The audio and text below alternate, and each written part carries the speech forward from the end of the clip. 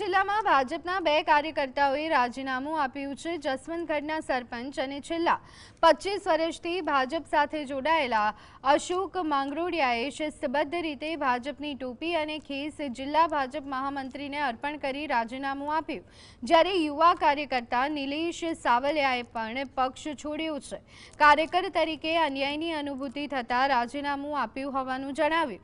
જિલ્લા ભાજપના જણાવ્યા અનુસાર 29 ડિસેમ્બર 2024ના રોજ સસ્પેન્ડ કરાયેલા અશોક માંગરોડિયાએ હવે રાજીનામું આપ્યું છે।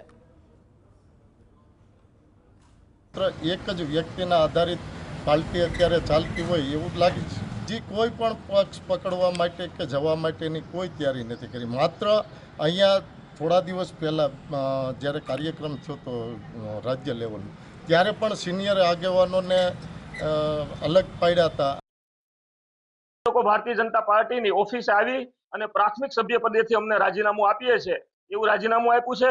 અમે અત્યાર સુધી ભારતીય જનતા પાર્ટીમાં કાર્યકર્તા તરીકે એવું કામ કર્યું છે, એ બદલ એમનો આભાર માન્યો છે। ધન્યવાદ।